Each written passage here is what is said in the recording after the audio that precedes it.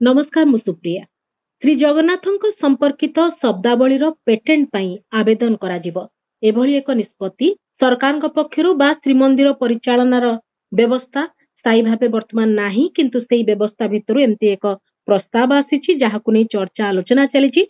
ए संपर्क रे जो माने पुरीर बुद्धिजीवी जो माने मंदिर सहित ओतप्रोत भावे जड़ित रहिछंती सेमानकर कोन प्रतिक्रिया रहउछि से संपर्क रे हमें अधिक आलोचना करिबा पे हम सहित अछंती हरिशंकर मिश्र रहिछंती स्तंभकार एवं मुक्ति मंडप सहित अछंती मध्य।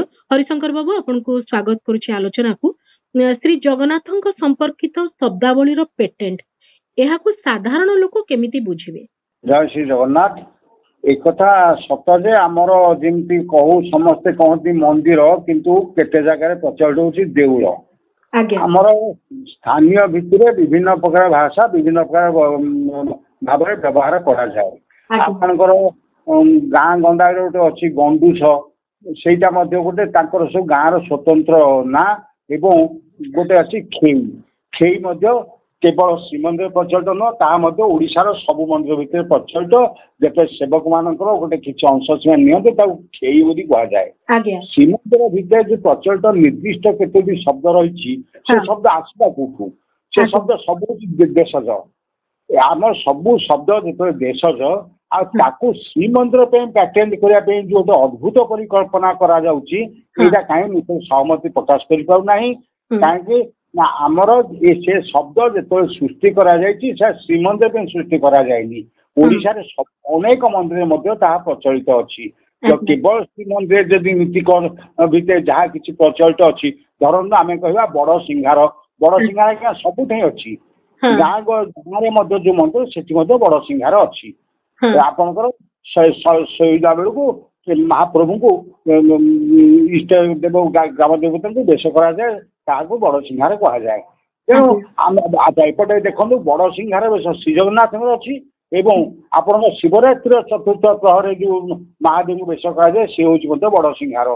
ताले बड़ सिंहार ये आप क्या अर्थ व्यवहार करेंगे श्री जगन्नाथ उद्देश्य ना जागरण श्री महादेव उद्देश्य। तेणु जगन्नाथ जो स्वतंत्र पेटेंट कर शब्दावली एक अद्भुत परिकल्पना से किसी वास्तवता ना मु कहीं भावुची बोध हुए किसी घटना को लोकों दृष्टि एड़ाइबा एक चिंताधारा सृष्टि लोकों पाखे बार्ता पहुंचुची श्रीमंत स्वतंत्र शब्दावली केबे सृष्टि होता जानी ना। शब्द अच्छी कि हरिशंकर बाबू जो शब्दटी निरोला भाव केवल देउल भितर बा श्रीमंदिर भितर ही प्रयोग करा जाए सेमती किछि अछि कि भाषा जो भाषा ना से भली भाषा एकता स्पष्ट कहू चाहे से भली भाषा निश्चित जो श्रीमंदिर व्यवहार होछि सेटा होय तो अन्य ठारू लुप्त होई अछि। अन्य व्यवहार सेटा होय तो लुप्त होई अछि जेटा कि श्रीमंदिर चलनी रे अछि किंतु अन्य माने व्यवहार करू नाहंती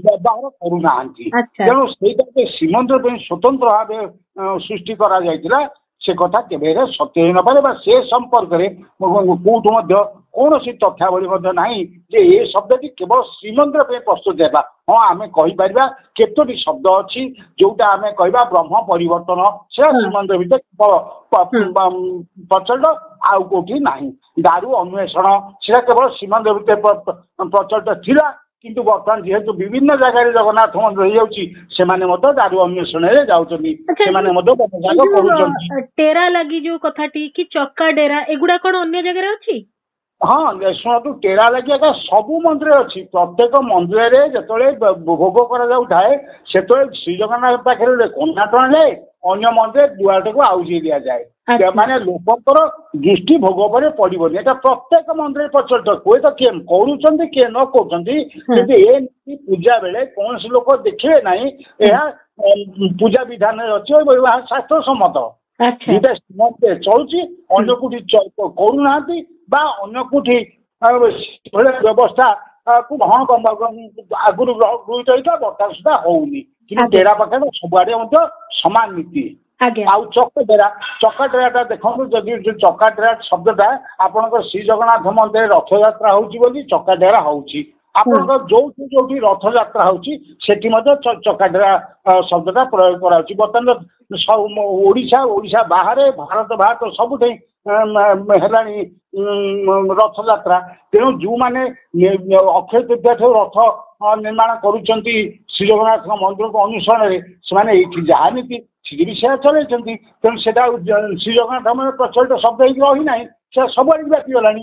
ଆଜ୍ଞା, ହରିଶଙ୍କର ବାବୁ, ଯୋଉ କଥା ଗୁଡିକ କୁହାଯାଇଛି ଯେ ଶ୍ରୀମନ୍ଦିର, ଶ୍ରୀ ଜଗନ୍ନାଥ ଧାମ, ମହାପ୍ରସାଦ, ଶ୍ରୀମନ୍ଦିରର ଲୋଗୋ, ଶ୍ରୀକ୍ଷେତ୍ର, ପୁରୁଷୋତ୍ତମ ଧାମ, ଏ ସବୁକୁ ପେଟେଣ୍ଟ କରାଯିବା ହିଁ ତାର ମୂଳ କଥା ରହିଛି।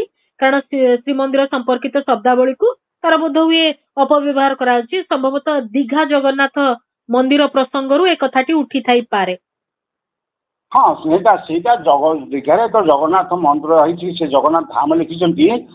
ଏମାନେ ଜଗନ୍ନାଥ ଧାମଟାକୁ ପୁରୀ ପାଇଁ କେବଳ ପ୍ରଯୁଜ୍ୟ। ଆମେ ତ କହୁଛୁ ବୈଦ୍ୟନାଥ ଧାମ। ବୈଦ୍ୟନାଥ ଧାମ ଦେଖିବାକୁ ଗଲେ ସେଠି ଶଙ୍କରାଚାର୍ଯ୍ୟ ପୀଠ ନାହିଁ, ସେଟା କିନ୍ତୁ ବୈଦ୍ୟନାଥ ଧାମ ହେଲା। ଆମେ ଯେତେବେଳେ ଚତୁର୍ଧାମ କରିବାକୁ ଯାଉଛୁ, ଆପଣ ଉତ୍ତରାଖଣ୍ଡକୁ ଯିବେ, ସେଠି ସେମାନେ କେଦାରନାଥ, ବଦ୍ରୀନାଥ, ଗଙ୍ଗୋତ୍ରୀ, ଯମୁନୋତ୍ରୀ, ଏ ଚାରିଟାକୁ ମଧ୍ୟ ସେମାନେ ଚାରି ଧାମ ବୋଲି କହୁଛନ୍ତି। କିନ୍ତୁ ଆମେ କହୁଛୁ ଯେ ପୂର୍ବ ଧାମ, ପଶ୍ଚିମ ଧାମ, ଉତ୍ତର ଧାମ, ଦକ୍ଷିଣ ଧାମ, ଯୋଉ ଚାରିଟା ଧାମ କହୁଛୁ, ସେଠି ମଧ୍ୟ ଚାରି ଧାମଟା ଅଲଗା ଅଛି। ଆପଣଙ୍କର ଅନେକ ଲୋକଙ୍କର ଘର ମଧ୍ୟ ଲେଖା ହେଇଛି ବୈକୁଣ୍ଠ ଧାମ। ଆପଣଙ୍କର ଏଇ ମଧ୍ୟ ଗୋଟେ ଅଛି ଦିବ୍ୟ ଧାମ। ଲୋକମାନେ ମଧ୍ୟ ନିଜ ଘର ପାଖରେ ମଧ୍ୟ ଧାମ ଲେଖି ଦଉଛନ୍ତି। ତେଣୁ ଧାମ ଶବ୍ଦଟାର ଯଦି ଅର୍ଥଟା ଆମେ କରାଯିବ, ତାହେଲେ ଯୋଉ ଗଙ୍ଗୋତ୍ରୀ, ଯମୁନୋତ୍ରୀ, କେଦାରନାଥ, ବଦ୍ରୀନାଥ ଚାରି ଧାମ କୁହାଉଛି, ଆମେ ତ ବନ୍ଦ କରିପାରିବା ନା? ବୈଦ୍ୟନାଥ ଧାମ ଯୋଉ କହୁଛି ତାକୁ ବନ୍ଦ କରିପାରିବା? କିନ୍ତୁ ଶ୍ରୀ ଜଗନ୍ନାଥ ଧାମ ସେ ଯୋଉ ଲେଖିଛି, ମତମାନେ ଲେଖିଛନ୍ତି, ସେଇଟାକୁ ଆମେ ବିରୋଧ କରିପାରିବା। କାରଣ ଶ୍ରୀ ଜଗନ୍ନାଥ ଧାମ ହଉଛି କେବଳ ପୁରୀ। କାରଣ ଜଗନ୍ନାଥ କେବଳ ଶ୍ରୀ ଜଗନ୍ନାଥ ପୁରୀ ଅଧିଷ୍ଠିତ ଏବଂ ଅନ୍ୟମାନେ ତାକୁ ଅନୁସରଣ କରି କରୁଛନ୍ତି। କିନ୍ତୁ ଆମର ଏଠି ଦାରୁବିଗ୍ରହ ଯିଏ ବ୍ରହ୍ମକୁ ଅନ୍ତର ଭିତରେ ଧାରଣ କରିକିରି ରତ୍ନସିଂହାସନରେ ବସିଛନ୍ତି, ସେ ହିଁ ହେଉଛନ୍ତି ଦାରୁବିଗ୍ରହ ଶ୍ରୀ ଜଗନ୍ନାଥ। ଅନ୍ୟମାନଙ୍କୁ ଆମେ ହୁଏତ ଶ୍ରୀ ଜଗନ୍ନାଥ ଭାବେ ଦର୍ଶନ କରିପାରୁ ବା ସ୍ମରଣ କରିପାରୁ, କିନ୍ତୁ ଶ୍ରୀ ଜଗନ୍ନାଥଙ୍କର ପ୍ରକୃତି ବିଧିବିଧାନ ଅନୁସାରେ ଯାହା କରାଯାଏ, ଯେହେତୁ ସେ ପୁରୀରେ କରାଯାଏ, ତେଣୁ ପୁରୀଟା ହଉଛି ଶ୍ରୀ ଜଗନ୍ନାଥ ଧାମ ଏବଂ ଦୀଘାର ଶ୍ରୀ ଜଗନ୍ନାଥ ଧାମ କେବେ ଗ୍ରହଣୀୟ ନୁହେଁ। ଆଜ୍ଞା, ଏଇ ଯୋଉ ଧାମ ଶବ୍ଦକୁ ବିରୋଧ କରିବା ପାଇଁ ପେଟେଣ୍ଟର ପରିକଳ୍ପନା, ଏହା କଣ ଆପଣ ତାକୁ ନାପସନ୍ଦ କରୁଛନ୍ତି? କିନ୍ତୁ ହୁଏତ କାଲି ସକାଳକୁ ଏଭଳି ଏକ କରିବେ, ଯଦି ଏଇ କଥାଟି କରିଦଉଛନ୍ତି ଯେ ଏଇ ଶବ୍ଦ ଗୁଡିକ ଅନ୍ୟ ମାନେ ବ୍ୟବହାର କରିବେ ନାହିଁ, ତାହେଲେ ତାର ପରିଣତି କଣ ହବ? କୋଉ ଆଜ୍ଞା, ଗୋଟେ ଜିନିଷରେ ଅପଦସ୍ଥଟା ସାର ହବ। ଆପଣ ଗୋଟେ ପେଟେଣ୍ଟ କରିଦେବେ, ମୁଁ କହିବା କଥା ଯେ କହିବା ପୁରୀର ଖଜାଟାକୁ ଆପଣଙ୍କର ପେଟେଣ୍ଟ ହବ, ପୁରୀ ଖଜାଟା ଅନ୍ୟ କୋଉଠି ହେଇପାରିବନି। ଖଜା ତ ଗାଁ ଗହଳିରେ ଆମ ଭୋଗରେ ଖଜା ଭୋଗ ହୁଏ, ଆମେ ସେଇଟା କରିବୁ। ତେଣୁ ସେଇଟା ଶେଷକୁ ମାନେ ଅପହାସିତ, ଅପନିନ୍ଦିତ ହବ, ଲୋକମାନେ ତାକୁ ଗ୍ରହଣ କରିବେ ନାହିଁ। ତା ଯଦି କିଛି ଆଇନଗତ ବ୍ୟବସ୍ଥା କଣ ଥିବ, ସେ ଆଇନଗତ ବ୍ୟବସ୍ଥା ନେଲେ କିନ୍ତୁ ମଧ୍ୟ ତାର ସମାଧାନ ହବାର ସମ୍ଭାବନା ନାହିଁ। ତେଣୁ ଶ୍ରୀମନ୍ଦିର ଶବ୍ଦାବଳୀକୁ ନେଇକିରି ପେଟେଣ୍ଟ କରିବାର ଉଦ୍ଦେଶ୍ୟ କେବଳ ଏଇ ଯୋଉ ଘରୁ ଔରସକୁ ମାରିବା ପାଇଁ ଘର ପୋଡିବା ଭଳି ଗୋଟିଏ ପଦକ୍ଷେପ ଯଦି ଆମର ସରକାରୀ ସ୍ତରରେ ନିର୍ଣ୍ଣୟ କରାଯାଇ, ଧାର୍ମିକ ସ୍ତରରେ ନିର୍ଣ୍ଣୟ କରାଯାଇ, ଶଙ୍କରାଚାର୍ଯ୍ୟମାନଙ୍କ ନିଷ୍ପତ୍ତି ନିର୍ଣ୍ଣୟ କରାଯାଇ ଯଦି ଚାପ ପ୍ରୟୋଗ କରାଯିବ, ତାହେଲେ ମମତା ବାନାର୍ଜୀ ମଧ୍ୟ ଜଗନ୍ନାଥ ଧାମ ମଧ୍ୟ ପରିତ୍ୟାଗ କରିଦେବେ, ଲେଖିବାଟାକୁ ପରିତ୍ୟାଗ କରିବେ। କୌଣସି ପ୍ରକାର ପ୍ରଚେଷ୍ଟା କରା ନ ଯାଇ ଆମର ଏଠି ଗୋଟେ ଶବ୍ଦାବଳୀକୁ ନେଇକି ତାକୁ ପେଟେଣ୍ଟ କରିବାର ମୂଲ୍ୟ କିଛି ନାହିଁ ବା ୟାର ଅର୍ଥ ବି କିଛି ନାହିଁ। ଯଦି ଆପଣ କହିବେ 56 ଭୋଗ, ମୁଁ ଆପଣଙ୍କୁ ଗୋଟେ ସ୍ପଷ୍ଟ ଗୋଟେ କଥା କହୁଛି, ଶ୍ରୀ ଜଗନ୍ନାଥଙ୍କ ବେଶ ବା 56 ଭୋଗ। ଆପଣ କୁହନ୍ତୁ 56 ଭୋଗ ବା ଶ୍ରୀ ଜଗନ୍ନାଥଙ୍କ ବେଶ ତା ତ କେବଳ ଶ୍ରୀମନ୍ଦିର ଭିତରେ ହୁଏ, ତା ତ ଅନ୍ୟତ୍ର କରାଯାଏ ନାହିଁ।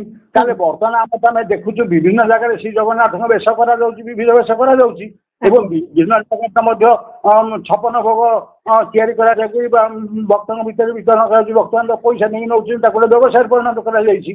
ତେଣୁ ଏଇ ଜିନିଷଟା ଯେତେବେଳେ ତାକୁ ଆମ ଶ୍ରୀ ଜଗନ୍ନାଥ ମନ୍ଦିର ପ୍ରଶାସନ ବନ୍ଦ କରିପାରୁନି, ଆମ ଓଡ଼ିଶା ଭିତରେ ଚାଲିଛି ଯେ ଓଡ଼ିଶା ବାହାର ସେକୁ ନିୟନ୍ତ୍ରଣ କରିବାକୁ ସେ ଏହାକୁ ପେଟେଣ୍ଟ କରିବା କେବେ ଫଳପ୍ରଦ ହବନି ବା ଏଥିରେ କିଛି ଲାଭ ମଧ୍ୟ ହବନି, ବରଂ ଏହା ତିକ୍ତତା ବଢେଇବ ଏବଂ ଏହା ଦ୍ୱାରା ଲୋକଙ୍କର ଜିଦଖୋର ମନୋଭୂତି ଆସିବ ଏବଂ ଏହା ଅପବ୍ୟବହାରକୁ ରୋକିବ ନାହିଁ କି? ମାନେ ମନେକର କିଏ ପ୍ରସାଦ ତିଆରି କରି ତାକୁ ମହାପ୍ରସାଦ କରି କହୁଛି, ସେ ଜିନିଷକୁ ଅଟକେଇବା ପାଇଁ ଏ ଜିନିଷ ସମ୍ଭବ? ଆଜ୍ଞା, ସମସ୍ତେ ମହାପ୍ରସାଦ କହନ୍ତି, ସମସ୍ତେ ଶ୍ରୀ ମହାପ୍ରସାଦ କୁହାଯାଏ। ଆପଣ କୁହନ୍ତୁ କେତେ ଲୋକ ଶ୍ରୀ ମହାପ୍ରସାଦ କହୁଛନ୍ତି? ଆମେ ଗୋଟେ ମୁଁ ଆପଣଙ୍କୁ ଗୋଟେ ଜିନିଷ କହିଦଉଛି, ଆପଣଙ୍କର ପୁରୀ ହେଲା ଶ୍ରୀକ୍ଷେତ୍ର, ମନ୍ଦିର ହେଲା ଶ୍ରୀମନ୍ଦିର, ଶ୍ରୀ ଜଗନ୍ନାଥଙ୍କ ଅଙ୍ଗ ହେଲା ଶ୍ରୀଅଙ୍ଗ, ତାଙ୍କର କପଡା ହେଲା ଶ୍ରୀ କପଡା, ତାଙ୍କର ଭୁଜ ହେଲା ଶ୍ରୀଭୁଜ, ପୟର ହେଲା ଶ୍ରୀ ପୟର। ତେଣୁ ଜଗନ୍ନାଥଙ୍କୁ ଲୋକ ଜୟ ଜଗନ୍ନାଥ କେମିତି କହୁଛନ୍ତି? ଶ୍ରୀ ଜଗନ୍ନାଥ ହିଁ ଠିକ। ଲୋକମାନେ ସେ କଥା ଗ୍ରହଣ କଲେଣି କି? ଜଗନ୍ନାଥ କେମିତି ଜୟ ଶ୍ରୀ ଜଗନ୍ନାଥ? କାରଣ ଏଠି ଶ୍ରୀ ବିନା କୌଣସି ସ୍ଥିତି ନାହିଁ, ମନ୍ଦିର ନାହିଁ, ସ୍ଥାନର ନାହିଁ, ଭୋଗର ନାହିଁ, ଆପଣଙ୍କର ସମସ୍ତ ପଛରେ ଶ୍ରୀ ଲାଗିଛି। ତେଣୁ ମହାପ୍ରସାଦ ପରିବର୍ତ୍ତେ ଆମେ ଏଠି ଶ୍ରୀ ମହାପ୍ରସାଦ କୁହାଯାଏ। ତେଣୁ ଆପଣ କେବଳ ଅନ୍ୟ କୋଉଠି ହୁଏତ ପ୍ରସାଦ ହେଇପାରେ, ବା କୋଉଠି କିଏ ମହାପ୍ରସାଦ କରୁ, ଆମେ ବାଧା ଦେବା ନାହିଁ, କିନ୍ତୁ ଆମର ଏଠି ମହାପ୍ରସାଦ ନୁହଁ, ଆମର ଏଠି ହଉଛି ଶ୍ରୀ ମହାପ୍ରସାଦ। এইটাକୁ ମନ୍ଦିର ପ୍ରଶାସନ କେବେ ହେଲେ ଗୁରୁତ୍ୱ ଦେଇକରି ଲୋକଙ୍କ ପାଖରେ ଏଭଳି ବାର୍ତ୍ତା ପହଞ୍ଚେଇଲାଣି କି ଯେ ଏଇଟା ହଉଛି ଶ୍ରୀ ମହାପ୍ରସାଦ, ଆପଣ ଏଠି ମହାପ୍ରସାଦ ଲେଖା ହଉଛି? ସେ ତ ମନ୍ଦିର ପ୍ରଶାସନ ନିଜେ ଭୁଲ କରୁଛି। ଘୋଷଣା ହବାର ତ ଅନେକ ଦିନ ହେଇଗଲାଣି, ଆପଣଙ୍କ ପାଖକୁ କିଛି ଖବର ଆସିଲାଣି କି ଇଏ କାହାର ମୁଣ୍ଡରୁ ଏଭଳି ଏକ କଥା ଆସିଛି ଯେ ଶବ୍ଦାବଳୀର ପେଟେଣ୍ଟ ନହେଲେ ଅସୁବିଧା ହେଇଯିବ, ପେଟେଣ୍ଟ ଆବେଦନ କରିବା ଦରକାର? ଏ କଥା କାହା ଥିରୁ ଆସିଛି ଏଇଭଳିଆ କଥା? କିଏ ସେ ଯିଏ ସୁପାରିଶ କରିଛନ୍ତି ବା କିଏ ଏଇଭଳିଆ ଗୋଟେ ଚିନ୍ତା କରିଛନ୍ତି ଯେ ଏମିତି ହବା ନିହାତି ଦରକାର ବୋଲିକି? କିଛି ଆପଣଙ୍କ ପାଖେ ସୂଚନା ଅଛି କି? ନାଇଁ ଆଜ୍ଞା, ମୋ ପାଖେ କିଛି ବେଳକୁ ସୂଚନା ନାହିଁ, କିନ୍ତୁ ମୁଁ ଯୋଉଟାକୁ ଶୁଣିଲି ସେଦିନ ମୁଁ ଯାହା ମୋର ମନର ଭାବ ଆସିଲା, ମୁଁ ଯାହା ଜାଣିଛି ତାହା ପ୍ରକାଶ କରୁଛି। ଗୋଟେ ଡାକ୍ତରଖାନାରେ ଜଣେ ଡାକ୍ତର ଥାନ୍ତି, ଡାକ୍ତରଙ୍କର ପରାମର୍ଶ ଅନୁଯାୟୀ ଔଷଧ କିଣାଯାଏ ବା ରୋଗୀ ଚିକିତ୍ସା କରାଯାଏ ଏବଂ ତାର ମୁଖ୍ୟ କୁହାଯାଏ ଡାକ୍ତର। ଗୋଟିଏ ଥାନାରେ ପୋଲିସ ଅଫିସର ଥାନ୍ତି, ସେ ଆଇନ ଶୃଙ୍ଖଳା ରକ୍ଷା କରନ୍ତି। ଥାନା ଆମେ ଜାଣିବା ଗୋଟେ ଥାନା ମାନେ ଗୋଟେ ପୋଲିସ ଅଫିସର ଅଛନ୍ତି। ଆମେ ଯଦି ଦେଖିବା କୌଣସି ଏକ ସେଇଭଳି କୌଣସି କାର୍ଯ୍ୟାଳୟ ଜିଲ୍ଲା ଦେଖିବା, ତାହେଲେ ଜଣେ ଜିଲ୍ଲାପାଳ ଅଛନ୍ତି। ଆମେ ତ ବର୍ତ୍ତମାନ ଜାଣିପାରୁନଥିଲେ ଯେ ଶ୍ରୀମନ୍ଦିର ବା ଶ୍ରୀକ୍ଷେତ୍ରର ପ୍ରକୃତ ପରାମର୍ଶ କିଏ? ତାଙ୍କୁ ତ ସେ ଜିନିଷଟାକୁ କେବଳ ଏଡେଇ ଦେବା ପାଇଁ ଏଭଳି ଏକ ଉଦ୍ଭଟ କଳ୍ପନା କରାଯାଇଛି। ତେଣୁ ଆମେ ମୋର ଉଦ୍ଭଟ ହେଲା ସମ୍ପୂର୍ଣ୍ଣ ଭାବରେ ଯେ ଯେତେବେଳେ ସଂସ୍କୃତି ନଥିବା ଲୋକ ଯଦି ସଂସ୍କୃତି ଦାୟିତ୍ୱରେ ରହିବେ ତାହେଲେ ଏଇଭଳି କାର୍ଯ୍ୟ ହବ। ତେଣୁ ମୁଁ ମଧ୍ୟ ବାରମ୍ବାର ଅତୀତରେ ବିଭିନ୍ନ ଖବରକାଗଜ ଲେଖିବାଠୁ ଆରମ୍ଭ କରି ବିଭିନ୍ନ ଗଣମାଧ୍ୟମରେ ପ୍ରକାଶ କରିଛି ଯେ ଶ୍ରୀ ଜଗନ୍ନାଥ ମନ୍ଦିର ପ୍ରଥମେ ଧାର୍ମିକ ମାର୍ଗରେ ପରିଚାଳିତ ହଉ। ଯେହେତୁ ଏଇଟା ଏକ ଧାର୍ମିକ ପୀଠ, ପ୍ରଥମେ ଧାର୍ମିକ ମାର୍ଗରେ ପରିଚାଳିତ ହଉ ଏବଂ ଧାର୍ମିକ ମାର୍ଗରେ ପରିଚାଳିତ ହେବା ଫଳରେ ଲୋକମାନେ ଯୋଉ ଧାର୍ମିକ ଭାବନାଟା ଆସିଯିବ, ତାହା ସ୍ୱତଃପୃତ ଭାବରେ ଶ୍ରୀ ଜଗନ୍ନାଥଙ୍କର ପୀଠ ମହିମା ଇତ୍ୟାଦିକୁ ଆହୁରି ଗୌରବାନ୍ୱିତ, ଆହୁରି ମହିମା ମଣ୍ଡିତ କରାଇବ। ଆମେ ସେ ବାବଦରେ ନ ଯାଇକିରି ବର୍ତ୍ତମାନ ଖାଲି ତାକୁ ପେଟେଣ୍ଟ କରୁଛୁ। ଆଚ୍ଛା, ଆମେ ଯଦି ଏଠି କହିବା ଶ୍ରୀ ଜଗତଗୁରୁ ଶଙ୍କରାଚାର୍ଯ୍ୟ, ଜଗତଗୁରୁ ଶଙ୍କରାଚାର୍ଯ୍ୟ ତ ବହୁତ ଅଛନ୍ତି, 5-7 ଜଣ ଶଙ୍କରାଚାର୍ଯ୍ୟ ଅଛନ୍ତି ଓଡ଼ିଶା ଭିତରେ, ଭାରତ ଭିତରେ। ଏଇଟା କ'ଣ ପେଟେଣ୍ଟ ହେଇଯିବ? ଏଇଟା କେବେ ହେଇପାରିବନି। ତେଣୁ ସେ ଗୋଟେ ଅଦ୍ଭୁତ ପରିକଳ୍ପନା କରାହେଇଛି। କେବଳ ବିଭିନ୍ନ ପ୍ରକାର ସାମାଜିକ ଗଣମାଧ୍ୟମରେ ଶ୍ରୀମନ୍ଦିର ପ୍ରଶାସନ ଯେଭଳି ଭାବରେ ଅପନିନ୍ଦିତ ବା ପରିହାସିତ ହଉଛି ବା ତାକୁ ଲୋକ ସମାଲୋଚନା କରୁଛନ୍ତି, ବର୍ତ୍ତମାନ ତାଙ୍କର ପରିଚାଳନା କମିଟି ନାହିଁ, ଏମାନଙ୍କ ନିଷ୍ପତ୍ତି ନେବାର ଦାୟିତ୍ୱ ଆସିଲା କୋଉଠୁ? ବର୍ତ୍ତମାନ ପରିଚାଳନା କମିଟି ନାହିଁ। ପରିଚାଳନା କମିଟି ଯେତେବେଳେ ନାହିଁ ତାହେଲେ ୟାକୁ କିଏ ସେ ଏଭଳିଆ ନିଷ୍ପତ୍ତି ନେଇଗଲା, ଏବେ ନିଷ୍ପତ୍ତି କେମିତି ସର୍ବଗ୍ରାହୀ ହବ? ତେଣୁ ମୁଁ ଯୋଉଦିନ ଏଟାକୁ ଶୁଣିଲି ବା ମୋ କର୍ଣ୍ଣଗୋଚର ହେଲା ବା ମୋ ଜ୍ଞାନସାକୁ ଆସିଲା, ମୁଁ ଏଇଟା ଅଦ୍ଭୁତ ବା ଉଦ୍ଭଟ କଳ୍ପନା ବୋଲି ଭାବି ମୁଁ ତାକୁ ଏଡ଼େଇ ଯାଇଛି। ମୁଁ ଜାଣିଛି ଏହା କେବେ ସମ୍ଭବ ନୁହେଁ, କାରଣ ଶ୍ରୀମନ୍ଦିର ମଧ୍ୟ ପୂର୍ଣ୍ଣାଙ୍ଗ ପରିଚାଳନା କମିଟି ଏପର୍ଯ୍ୟନ୍ତ ଗଠନ ହିଁ ନାହିଁ। ପରିଚାଳନା କମିଟି ବୋଲିକିରି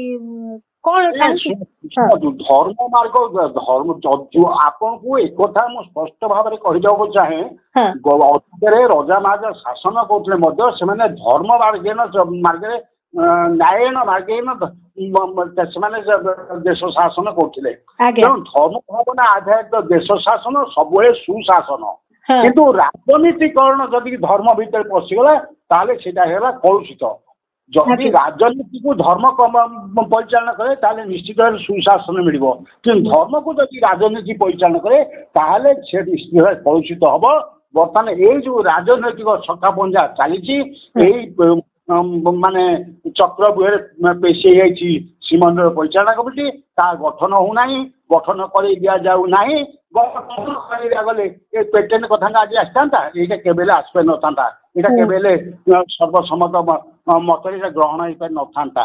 ତେଣୁ ଯେତେବେଳେ ପରିଚାଳନା କମିଟି ନାହିଁ, ଲୋକଙ୍କୁ ସମାଲୋଚନା ହଉଛି, ଏମିତି ଗୋଟେ ବିସ୍ଫୋରକ ମନ୍ତବ୍ୟ ଦେଇକି କେବଳ ଲୋକମାନଙ୍କ ଦୃଷ୍ଟି ଆକର୍ଷଣ କରିବା ପାଇଁ ଯେଉଁ ଉଦ୍ଭଟ ଚିନ୍ତା କରାଯାଉଛି ଏଇଟା ମଧ୍ୟ କେବେ ହେଲେ ଗ୍ରହଣୀୟ ନୁହେଁ, ସ୍ମରଣୀୟ ନୁହେଁ ବା ଏଇଟା ଉଚିତ ମଧ୍ୟ ନୁହେଁ। ଶ୍ରୀମନ୍ଦିର ପ୍ରଶାସନରେ ବିବିଧ ସମସ୍ୟା ଥାଉ ଥାଉ ଏଭଳି ଏକ ଅବାନ୍ତର ଜିନିଷକୁ ଆଣିବା କଥା।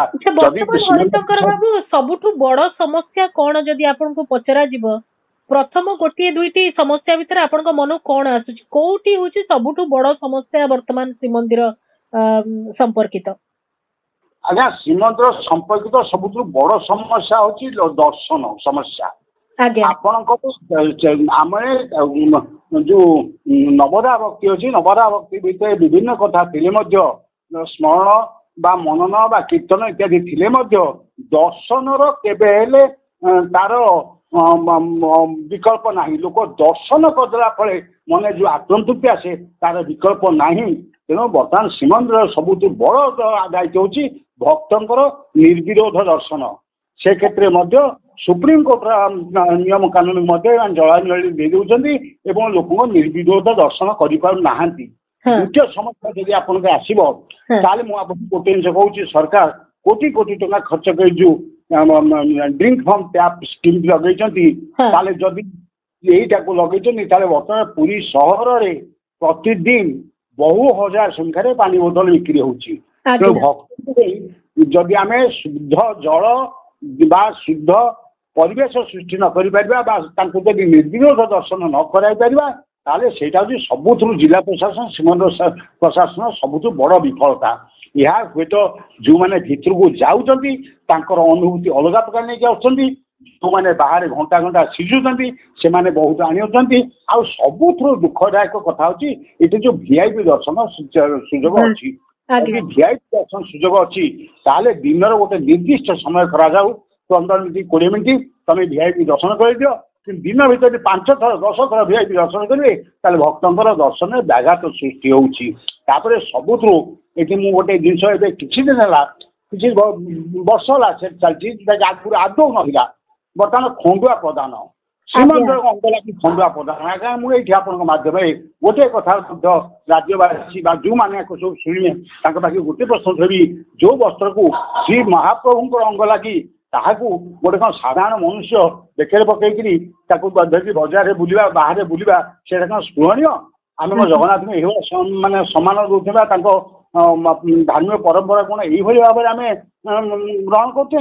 ତେଣୁ ଏଇଭଳି କେତେଗୁଡ଼ିଏ ଅପସଂସ୍କୃତି, କେବଳ ଅପସଂସ୍କୃତି ସମ୍ପନ୍ନ ଅଧିକାରୀ ମାନେ ଯୋଉ ଆସୁଛନ୍ତି ସେମାନେ ଏହାକୁ ସବୁ ଗ୍ରହଣ କରୁଛନ୍ତି ଏବଂ ତାକୁ ଜୋର ଜବରଦସ୍ତି ଚାଲୁ କଲା ପରେ ଭୂମିକା ବି ତ ରହୁଛି।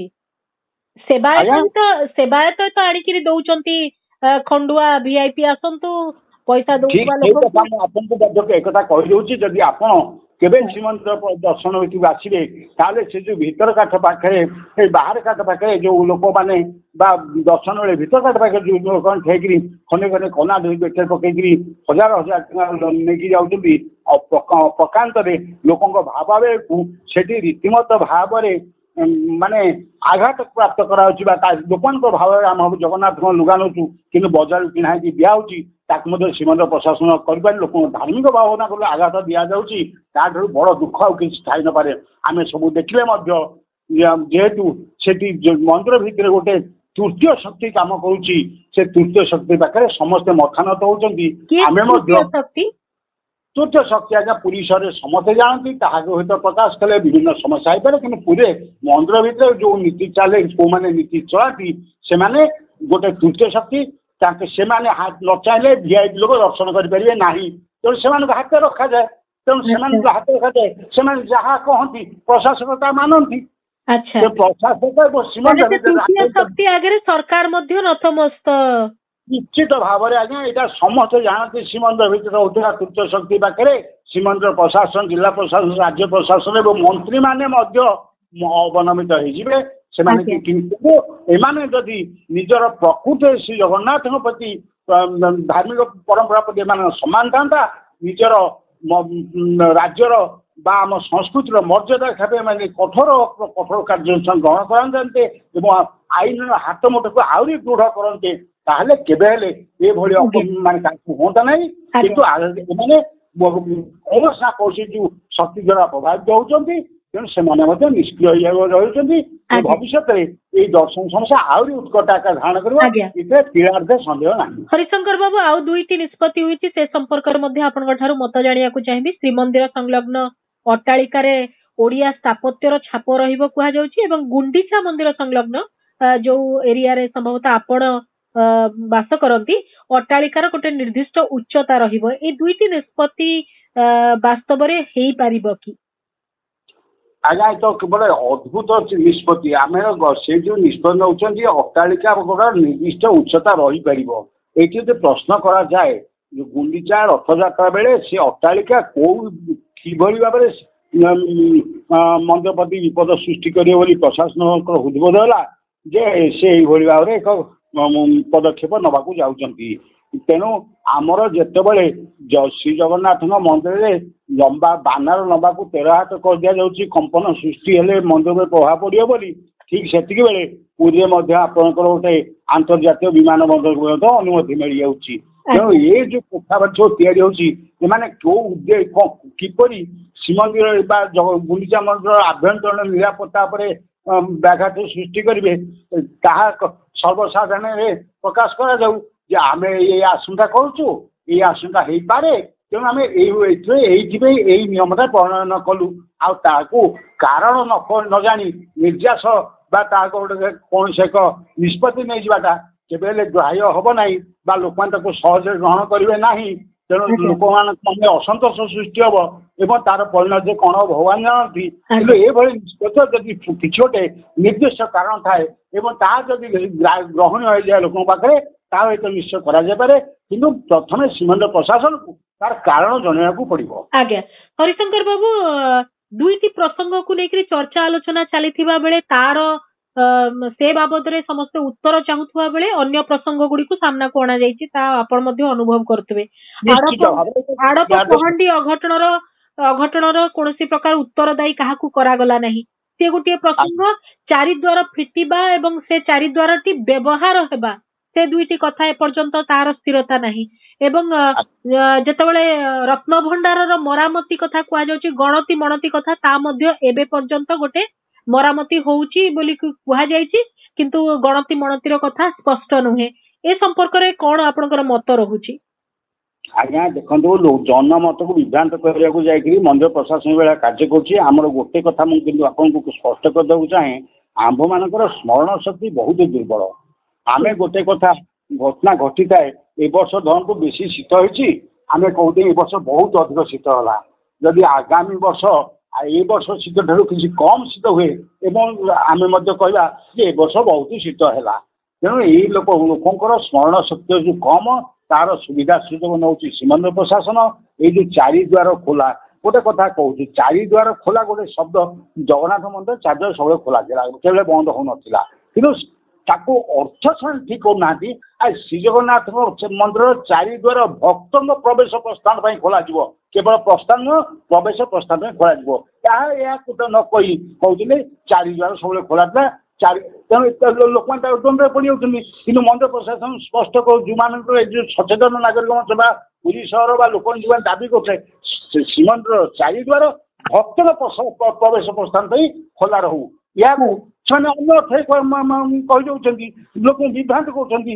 ରତ୍ନଭଣ୍ଡାର ସେମିତି ରତ୍ନଭଣ୍ଡାର ଖୋଲାଯିବ। ସେ ଜଣେ ବିଚାରପତି ଆସିଲେ, ସେ କହିଲେ ମୁଣ୍ଡ ଜାଣିବ ମୁଣ୍ଡ ଖୋଲିବନି, କିନ୍ତୁ ସେ ଯାହା ଗଣମାଧ୍ୟମ ପ୍ରକାଶ କଲେ ସିଦ୍ଧାନ୍ତ ଅନେକାଂଶ ଲୋକ କିଛି ମାନେ କଳ୍ପନା କରିପାରିଲେ ରତ୍ନଭଣ୍ଡାର ଉପରେ। ଆଜ୍ଞା, ସେତେବେଳେ ବିଭିନ୍ନ ପ୍ରକାର ଲୋକମାନେ ଦେଖନ୍ତୁ, ଜଣେ କହିଥିଲା ଯେ ତା ଭିତରେ ଗୋଟେ ସାପ ଶବ୍ଦ କରିବା ଆମେ ଶୁଣିଛୁ, କାହିଁକି ଯେତେବେଳେ ରତ୍ନଭଣ୍ଡାର ଖୋଲା ହେଲା ତା ଭିତରେ ସାପ ବାହାରିଲାନି। କିନ୍ତୁ ସେଇଠି ପ୍ରଶାସନ କେବେ ସେ ସେବକଙ୍କୁ ପ୍ରଶ୍ନ କରେ କି ତମେ ଶ୍ରୀମନ୍ଦିର ସେବକ କହିକିରି ଏଭଳି ଏକ ମନ୍ତବ୍ୟ କାହିଁକି ଦେଇଥିଲ ତା ଭିତରେ ତମେ ସାପ ଶବ୍ଦ ଶୁଣିଛ ବୋଲି। ତେଣୁ ଏ ଜିନିଷ ଗୁଡାକ ଯେତେବେଳେ ହଉଛି, ଲୋକମାନେ ଯେତେବେଳେ ଲୋକଙ୍କ ସ୍ମୃତି ଶକ୍ତି କଣ ବୁଝେଉଛନ୍ତି, ତାହାକୁ ସୁନ୍ଦର ଭାବରେ ମାନେ ପୁରାପୁରି ମାନେ ପିଡ଼ିଆ ଦିଆ ବୁଦ୍ଧିରେ ତାକୁ ଆମ ପ୍ରଶାସନ ମାନେ ଠିକ ଚଳେଇ ନେଇ ଯାଉଛନ୍ତି। ରତ୍ନଭଣ୍ଡାର ଲୋକଙ୍କର ସେ ମ୍ୟାଟର 2017 ମସିହାରୁ ଲୋକଙ୍କ ଧୈର୍ଯ୍ୟ କଣ 8 ବର୍ଷ କାଳ ଅଛି?